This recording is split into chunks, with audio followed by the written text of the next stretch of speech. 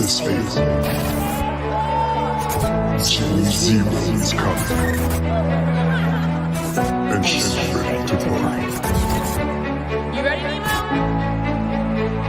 Like a monster. Feel it now. J-Zero.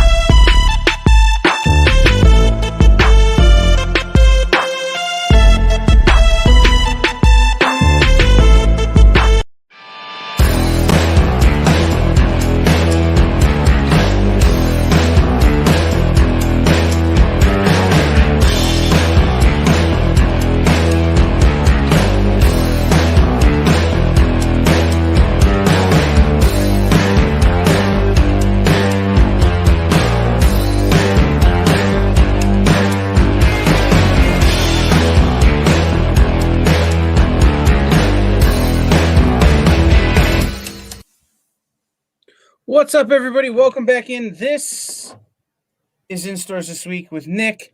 I am Kyle. I am, of course, not Nick, but there's Nick. Hopefully, Nick can hear us and we can hear him. And we're back with Dan Wickline, who we've been talking to now about comics. So let's try this. Nick, can you hear us? I can hear you guys. Can you hear me, Dan?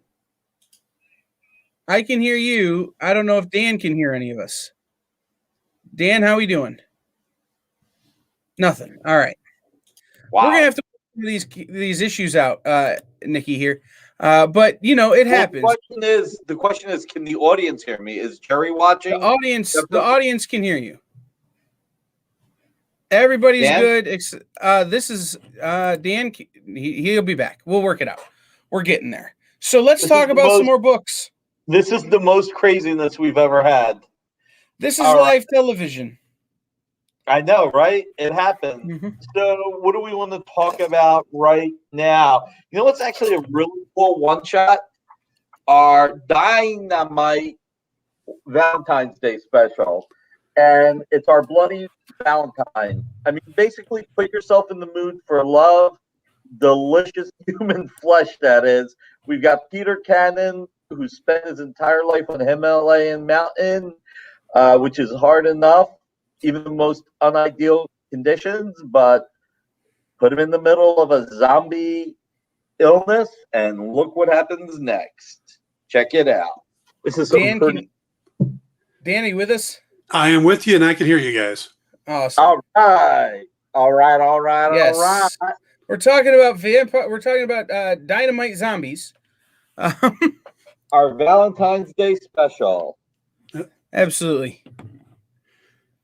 Yeah, you mentioned Peter Cannon, and folks should remember that Peter Cannon was the original concept character that Alan Moore used for Ozymandias on The Watchmen. Is that how you pronounce it? I've always pronounced it Ozymandias, so obviously I've gotten it wrong. I've always pronounced it Ozymandias. I've always said the one I can't pronounce. There you go. All right, you guys. By the way, what I was saying earlier, Dan, that you couldn't hear me when you talked about Green Arrow, I was saying Mike Barr, Trevor Von Eden, Green Arrow miniseries. Yes. That is my Green Arrow. By the way, check out Robin Eternal. I got to tell you, it's really exciting with DC working with new creators, mixing it in with established creators to put out some of the best comics that are in the world today. We were talking about this before you came on when we were talking to Christopher Daniels, how we're in a new golden age of comics, how just Marvel, DC, Image, Dynamite, Boom, IDW, Dark Horse, it feels like we're all putting out the best comics we've put out in years. And it's all coming together now. There's an excitement in the air. And it's just, I mean, it's just fantastic. Look at this. Tom Stadowski and Michael Santamaria on Vengeance of Vampirella. Beautiful Lucio Perillo cover. Probably the most time I've ever spent promoting Dynamite books, but we had 4 books in stores last week for this week. We just showed Robin Eternal.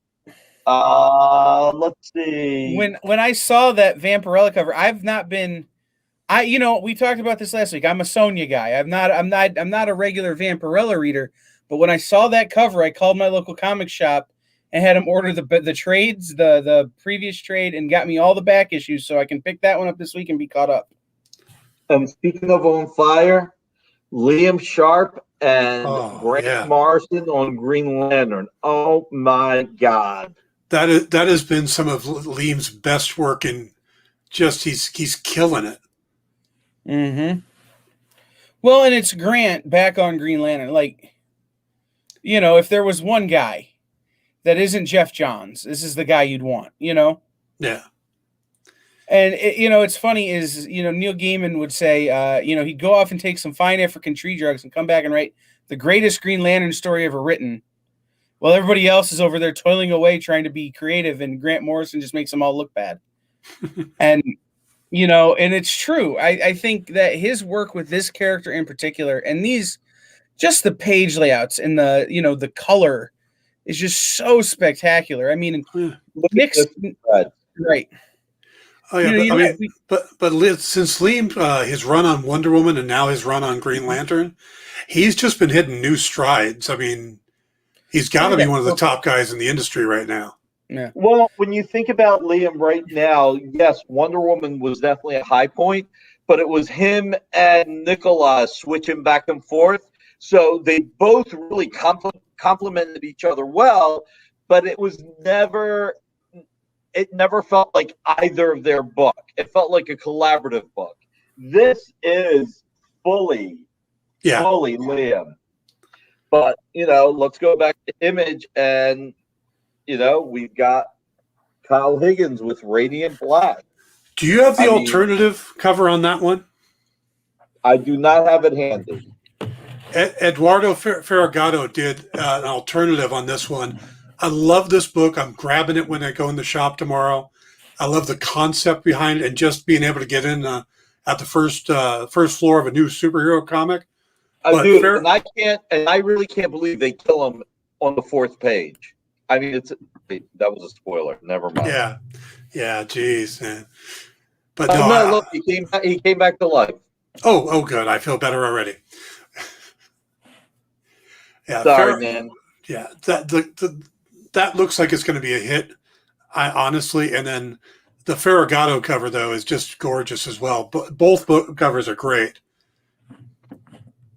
Kyle is a fantastic writer, and he is still not at the apex of his craft. He just gets better and better. I mean, between the Power Rangers, Ultraman, and right now Radiant Black, it's just fantastic.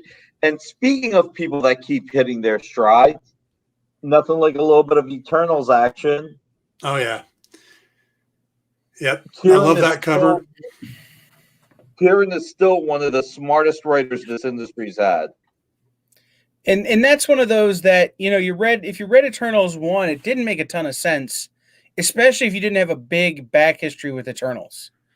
Right? If you're one of the 7 people that's out there who has who has an encyclopedic knowledge of the Eternals, you were all right. But everybody else had to read it twice or 3 times.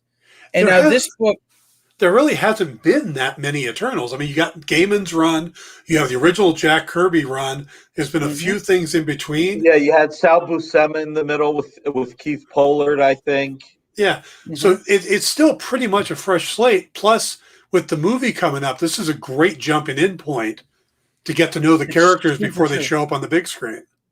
But, yeah, exactly. I mean, but if you just are jumping in, that first issue is a little tough. But you get to this second issue, and it starts to clear up, and it starts to and I'll say this about the first issues. It's like you were walking through a dark room with a kind of with wool over your eyes, and now they're starting to pull the wool away, and you're starting to see more of the picture. as to what's happening. And that book was Eternals #2 really surprised me with how much I dug it this week. I didn't think it was going to be my pick of the week, but I think it is. It's gonna be my favorite book this week. Nice. Oh, Bagley cover on the Spider-Man, and I love Mr. Negative. He feels like a classic Spider-Man villain to me, like something Ditko would have come up with. Just the feel and look of him. Yeah, but he's only about 15 years old, 10 years old. That's the crazy part. That is really the crazy part, that it was part of Brand New Day back in 2008, I think. Sounds about right. Yeah, I mean, it's tough coming up with a new villain that's going to stick. So when you see one, especially that's got such a good visual to him, I think they, God, I'm trying to remember who created him. I think I actually wrote it down. I thought it was Mark Guggenheim and Dan Slott, those guys, when they did Brand New Day. That sounds right. Yeah, I didn't write it down. Oh well. Yeah, you're probably right. I'll have it in just a second here. Dan Slott, created by Dan Slott and Phil Jimenez. Okay. Yeah. But no, it's true. I struggled earlier with the word monochrome, but the monochrome look of Mr. Negative is everything. I'm loving the Rorschach book.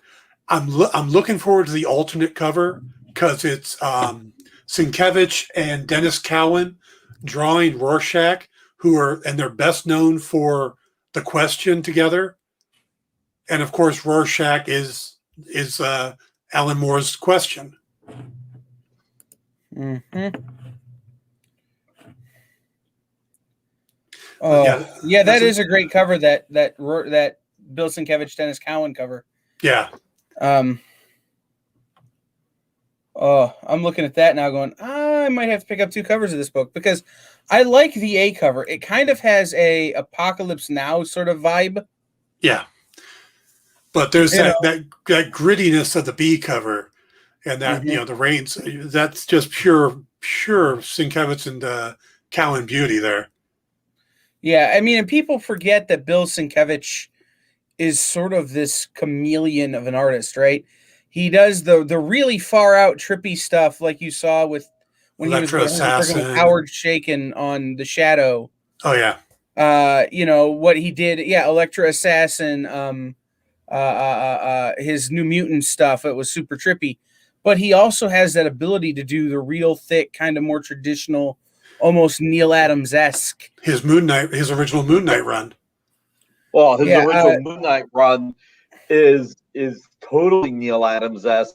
Neil Adams actually said in an interview that Bill Sienkiewicz was the first artist that came to him where he said, Marvel hired this guy. He's great. He was the first artist that he said that about. And it's, that's high praise coming from Neil Adams. Absolutely. The reality is that, I don't know if you guys know this story. I remember reading an interview with Bill where he said that when he was drawing New Mutants, it's kind of like Todd McFarlane drawing Spider-Man. They kept saying to Todd, take the webbings out from underneath. You're not drawing him in the classic way. Stop drawing him like that. And he was like, nobody wants the classic way.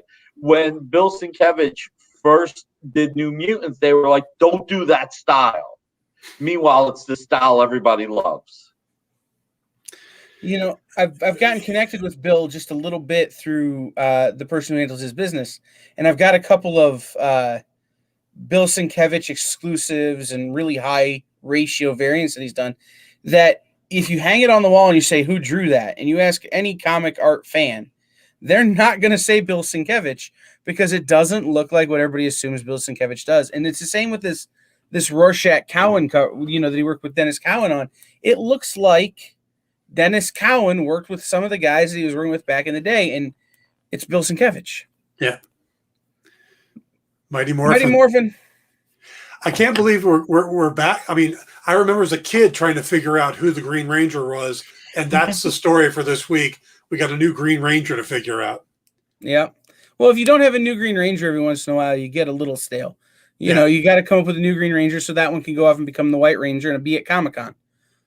Low is so recommend they're good. If you're selling not it. reading Low, get the trades, get caught up.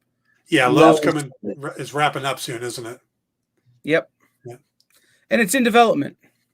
Do you got the Kick-Ass Hit Girl cover over there, or comic? Yep, I do. Okay. Anybody who's not reading this, first thing, you're talking about a book that was, Mark Millar made it. I mean, it's his book. So to hand it to somebody else to continue, that in itself is interesting. But Steve Niles would not have been my first thought. And let me go on the record that Steve's a friend of mine and a co-creator. We've collaborated on stuff. Steve is killing it on this. I think of Steve for horror. This is great stuff. This book is really good. And then the Romita Jr. cover is just gorgeous. And there's also going to be a pencil version of it too, a penciled variant. Yeah, I was going to say the pencil art version is phenomenal. If you give me a second, I'll put it up here. Well, and think about it. Before Steve Niles, Kevin Smith did an arc. Didn't see that coming. No. Yeah, but you kind of get that. I mean, Kevin Smith has done some good job doing stuff like Daredevil and Batman. Steve, other than he did a Creeper run and he did a Spectre animated feature or animated short. You don't think of him for superheroes that much, but he's, like I said, he's nailing it. This is such a good series. Right. I mean, so this right here is the pencil art cover of Hit Girl versus Kick-Ass number 4. I would grab that in a heartbeat. Yeah, Absolutely. That is such an incredible cover. Mm-hmm. What do you got now, Nick? I'm finding the right Justice League page, and there you go, 2-page spread. Look at that.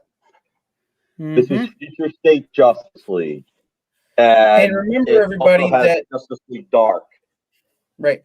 Remember, everybody, that with the exception of at this point, just the Batman story that comes out this week, next Dark Detective, that this is the last week of the Future State stories. They are all 2-part arcs. So this is the last part of Future State, and so you're getting ready for Infinite Frontier. And there's a good number of reprints coming in too. So if you're walking in, you're seeing number 2 of Teen Titans. They're putting out a reprint of number 1, so you can grab them both and be all caught up. This is also such a great place to jump in on. I mean, this is kind of fresh take on all the characters. You can walk in cold if you're coming in from watching the Arrowverse and stuff like that. You want to see something new with these characters without having all the backstory you got to catch up on. This is where to go. I want to bring up Wolverine, Black, White, and Blood. Yes. Check out this John Ridley, Jorge Fornes art. I mean, John Ridley writing, but Jose Fornes well, art. This is Ridley's first comic writing, right? You mean first Marvel writing? Has he done comic? Because I know he's done screenplays. 12 Years a Slave. Yeah. Well, he did the other history of the DC universe. That's right. That's right. Yeah. So, but I mean, this is reminiscent of, to me, it's a mix of Frank Miller, David Mazzucchelli, and Paul Smith. It is just, but it's still his own. Understand, I say it's reminiscent of it, doesn't mean that's all it looks like. Man, is this freaking beautiful. Yeah. This is kind of Marvel's take on the Batman Black and White series, right? I mean, you get a bunch of, it's an anthology series, so you get a handful of stories. You don't need you don't need any back reading or back history. You can come in fresh and read some fun stories. I highly recommend this. This is in the, top 40 list. This is like Rick D's, the weekly top 40. Oh my God! Look at this Pachalo. Oh God, this is beautiful. This is beautiful. Look at that. Yeah, that is nice. But I will say, forget about that page. Look at this. Right? Am I Yep. right? Yeah, And and I you think got this is Donnie Kate. So, oh my God, look at these two pages. Holy shoot, that is awesome. I mean, the freaking word balloons that go with the art, like we were talking about before, you got to look at every page. You got to read every word balloon, every bar scene. I mean, look at the juggernaut. I'm not even going to show any more of this. It's buy it. Just buy it. It's $4.99. Buy it. By the way, did I say buy it? Because you got to buy it. I believe Nick wants us to buy it. Yeah. Yeah. Yep. I see. This is always, you can always tell when Nick gets excited because his picture gets extra blurry. And Nick, when Nick gets excited, he's moving so fast because he wants you to see so much. And then he like it would freeze and he would stop and it'd be that 2-page spread he just showed. And you're going, oh my gosh, I see now why he's so excited. Yep. It's like this is go ahead, Nick. Oh no, Red Sonja Superpowers #2. Look at this beautiful Jonathan Lau art. Great story by Dan Abnett. We know Dan Abnett can world build better than most. You've got so many fantastic characters in this series. It's 2 series. It's Vampirella the Dark Powers, Red Sonja the Superpowers. So many characters. Such beautiful artwork. Yep. I'm going to find one more 2-page spread to show. There we go.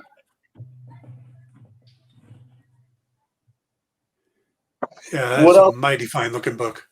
Yeah, no, I'm a little biased. Let's leave it at I'm a little biased, but if I didn't love it, I couldn't show it. Again, this show is all about promoting the comics market. Go into your local comic book retailer, visit your LCS, check out the 800 Comic Shop locator, and pick up your favorite comics. That's what this show's about. We're only talking about the comics we love because we're here to promote the industry.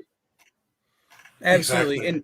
And I said on my show earlier to people, and it's important to remember, there aren't a lot of new #1s this week. There are some, but there are a lot of ongoing series this week. And if you feel like it's hard to jump into an ongoing series, I think we all probably understand that feeling.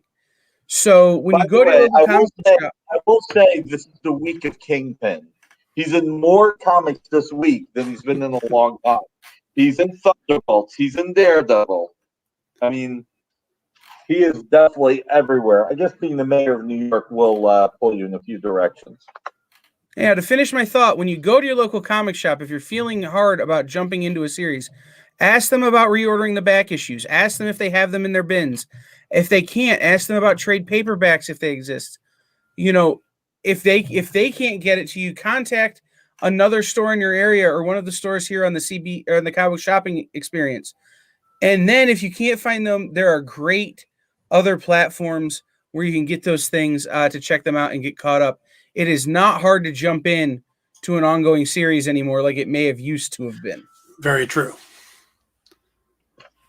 Well, that is one of the mantras that we have. Whatever it takes for you to buy the comic. Ask your retailer to order it if he doesn't have it, to reorder it. See if you can get it through any other means, trade paperbacks to collect it, or, nothing wrong with picking up a digital issue and then taking that and buying the rest of the series, because whatever it takes to get you hooked on comics, a new story, to get you into the comic store. The Turtles have been killing it lately. I mean, yeah, this is a book that they've been building to pay off now for about 6 issues now. They've been building to. I don't know what happens in this issue. I know what is supposed to happen in this issue, but they've been building to this payoff now for a while. and it's a great Jenica story, who is a great breath of fresh air into the Turtles universe. You know, the Turtles never really needed the boost, but it was a great boost to get. Yeah. Now, see, Really cool. I'm a little behind on the Turtles, so I saw that cover and I'm like, there's 6 turtles and one's pinkish. Which one's is Jenica the pinkish Yeah, she's the girl turtle. girl turtle? Okay. I mean, it's like I said, it's one of those stories that they've been building towards for a while. And I will say this, that it is I get every cover that comes out of the Turtles, but the one I'm really excited for is the Eastman cover, because the Eastman cover in and of itself is a spoiler. Yeah. Oh, that Mark Brooks Fantastic Four cover. Mm-hmm. That looks phenomenal. And I know we're going to be getting one of the Fantastic Four is going to be bonding with the symbiote in this issue. And that had me wondering, okay, who's it going to be? Is it the Thing? Is it going to be, is it just Johnny? Can Johnny with the flames? That's got me curious. I'm going to be grabbing that thing off the shelf as soon as I walk in the door. I can tell you right now that it is. All right, spoiler alert! It's one of the Fantastic. It's one of the Fantastic Four. It's one of the Fantastic Four. Yeah, they tell you that in the synopsis. It's going to be one of the 4. And the one that makes the most sense to me is Reed, because he stretches, the symbiote stretches. That makes sense. But look at that. I mean, I just love the way Mark Brooks cover. If it's Sue Storm, you won't see the symbiote on there. But that's what I'm saying, is an invisible symbiote on Sue Storm. That's truly terrifying for that universe. Like, let's be real. Reed getting it is one thing. You know, it's Sue Storm getting it, or Ben Grimm getting it, or Johnny getting it. Like, those are significantly problematic characters to have a symbiote. Oh yeah. Well, Reed, it becomes almost redundant. A lot of stuff. Yeah, with Reed, it almost becomes redundant in power, at least the stretchy part of it. But would Johnny be able to burn the symbiote off? Or would Johnny be able to burn the symbiote onto other people? Makes and it part. Would Reed be able to stretch the symbiote further? And I mean, almost the least effective person to get it would be the Thing. Yeah, because he's strength and invulnerable. Right. And, right. Yeah. But so I gotta go. I gotta go with Kyle. I think Sue getting it would be the scariest. Yeah, because if she can transfer the invisibility, then she can walk up to anybody and give it to them. Yep. Simple as that. Yeah, that is going to be an interesting book. Like I said, that's probably going to be the first one I grab off the shelf when I walk in the door. We also have Vampirella Valentine's Day special. Yeah, we talked. Yeah, we mentioned that one. We have another Valentine's Day special that got me in a little bit of trouble earlier. Which one? DC has a Valentine's Day special called Love is a Battlefield. It's 10 stories in one book from DC. And I got in a little bit of trouble for playing some Pat Benatar because I thought it would be funny and it wasn't. And the internet hated me enough to kick me off. So, this is the week for your Valentine's Day special, guys. So if you're out there thinking, what do you get that nerdy person in your life? Get them comic books. Mm-hmm. And if you really want to get them Valentine's Day comic books, get them Valentine's Day comic books, because, you've got the Vampirella Valentine's Day special. You've got the DC Valentine's Day special, which is 10 stories and 80 pages. And you got the Joe Linsner cover, which is just freaking gorgeous, too. Right. I mean, I have been following Joe's career for years, and I think he's just getting better and better. His work is just so good now. He's one of these artists that puts out so little art that he just, to a degree, I don't want to say drives himself crazy, but he puts so much into every page. Right. And here's one that I will ask fans to ask their retailers. Try out Sacred Six. This is a book that's on the bubble. It's not selling what we would like it to. And we are continuing the series from 7 to 12 because it's a great series. But if you can encourage your local retailer to carry it, that would be fantastic. It's got such a diverse mix of characters that it's just a cool cast. It's Christopher Priest. It's just fantastic. And we just want the book to sell better. Yeah, and I mean, everybody picking up Priest's run on Vampirella right now should be picking up this book too, and everybody should be picking up both of them. So if you're not, at least take the time to pick up the book and look at it.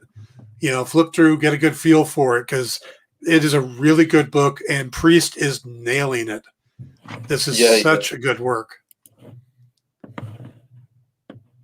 He's one of the best writers in the industry, and people Absolutely. just not enough fans realize how good he is. And actually, some of my favorite covers this week are from Vampirella 17. So let me pull some of them while we're talking. Here we go. Check out this Vampirella 17 cover. See if I can do it that way. You got this one. You got this bad boy from Amazing Spider-Man #1 homage. Here's a really cool one. You gotta like the Mod Squad. Yeah. And Tom Farland Hulk homage. But if I had to say which one was my favorite, it would be a toss-up between this and this. Really like that one. Yeah, that one feels very classic to me. The one you're holding right now, that goes back to some of the old Vampirella magazine covers. That would have fit in any era.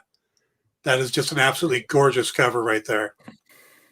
All right, so I'm going to do this. We're going to do this like Billy Joel. We didn't start the fire, okay? Eternals. I can't do it. Never mind. I'm a terrible singer. Eternals, Radiant Black, Vampirella, Green Lantern Season 2, Black Panther, Dynamite, Valentine's Day Special, Thunderbolts, Superman, Wonder Woman, Sacred 16, Titan, King and Black, Fantastic Four, Red Sonja, The Superpowers, Rorschach, Amazing Spidey 59, Daredevil 27, right? Kara, Zora, Dark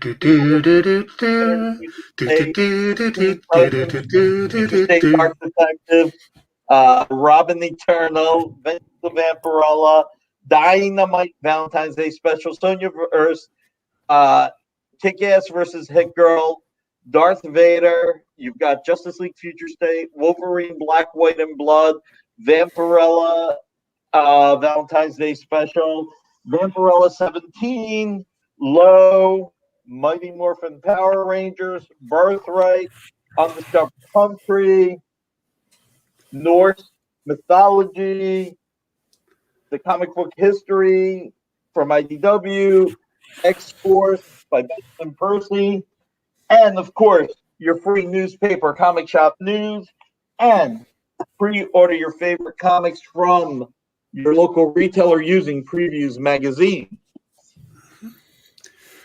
Yeah, by the way, if you're not picking up Norse mythology, it's Neil Gaiman and P. Craig Russell. What else do you need to know? I talked about it earlier on my show when the original novel came out. It was a little dense. It was a little hard to read. It was a big, thick book, Neil Gaiman's original novel, but adding the P. Craig Russell art and breaking it down the way they have has really made it a much more, not that the original read wasn't enjoyable. Don't get me wrong, but this is a much more enjoyable read, in my opinion. Especially because I tried to read the original book on a train. So, like, maybe not the best place to be reading, but still, it's this iteration. Anything Neil Gaiman and P. Craig Russell do at Dark Horse is really, really good. Yep. So, I've been a fan of Russell's since the Elric the Dreaming series Marvel graphic novel years and years ago. His work on Doctor Strange. I mean, we need more of his work, and to get it with Neil Gaiman's writing, come on. Like I said, this should sell itself. With American Gods out there right now, this should be flying off the shelf. Well, Well, on that note, this should be flying off the shelf. We are out of time. This All tonight right. has flown. It's been fun. So Yeah, it absolutely is. real quick. So tomorrow night we have Christy Blanche. We have Chris Rupp, 6 to 10. We also have a 12 o'clock interview tomorrow. Thursday, we've got original art with Nick and Will. After that, I believe we have Miss Jen, What's in the Box. Friday, we have 3 different shows. We have Ori, we have the cosplay sewing show. What else do we have, Kyle? All right, let's do let me do the job here, Nick. I'll let you off the mat here. So starting tomorrow night at 6 o'clock, or starting tomorrow at 1 p.m., we have an interview with Dr. Christy Blanche, Art Balthazar, and Franco from All Yeah Comics. Then followed starting at 6 o'clock tomorrow night for our live sales segment, we have What We Do in the Comic Shop with Dr. Christy Blanche, followed by the weekly Wednesday weekly, I can never remember which order those words go in, with Chris Rupp. Then Thursday, we will have another interview, another lunch hour interview for our Talking Shop, which is our long-form interview podcast. That will be at 1 o'clock on Thursday as well, followed by Thursday night original art with Nick and Will, and I will be there too, asking noob questions as a new original art collector. Then Miss Jen King with What's in the Box. Then Friday, we have, starting at 6 o'clock, we have So Much Cosplay with Cheryl Whitehead, where she teaches you about cosplay and the tools you need to make cosplay. We have I'm gonna blank on it. I was doing so good. Signings, virtual signings with Henri Campen. He will have special guest Ted Sciorra of Tap Dance Killer, and he has a new book coming out that they will be talking about. Following that will be Shop Talk, our talk show, where we will have bits and pieces of interviews and original art, followed by Nerd News Now. Then Saturday, Nick is back, but starting at 6 o'clock on Saturday, we'll have What We Do in the Comic Shop for the second time this week with Dr. Christy Blanche, followed by Nick and I back on Dynamite Comics Presents, or Dynamic Forces Presents. Comic collectibles with Dynamic Forces. Okay, we got to stop changing the name, Nick. We're turning into Mouse Rat from Parks and Recreation. Comic collectibles with Dynamic Forces. And then Sunday, we will have Fat Jack's Comic Crypt and a comic show with Aaron Halland rounding out the week. So that is what's coming up on the experience, the comic book shopping experience, CBSE, the EXP, all of the letters, like I've been saying all night. I'm getting the wrap it up signal, but I'm in charge. I'm on screen. I'm kidding. Thank you to Nick.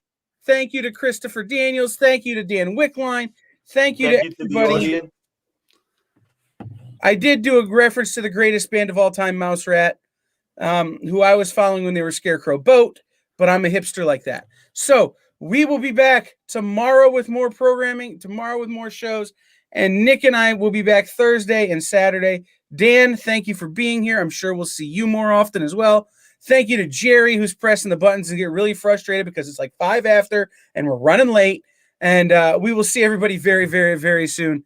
Thank you for tuning in to The Experience. Thank you. Thank Today's you, comics market is ripe with new titles by creators who are determined to get their books into your hands. My name is Henri Campen.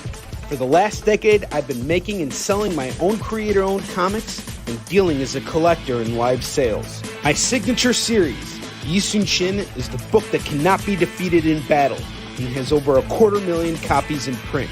Now I'm taking comics to the next level and laying the groundwork for my fellow creators to get their voices heard so they can connect directly with you. This is your chance to engage live with top comic book talent and get your comics signed without having to wait in long lines or pay any fees. But remember, we only have a limited amount of their books in stock, so always remember to call it as you see it.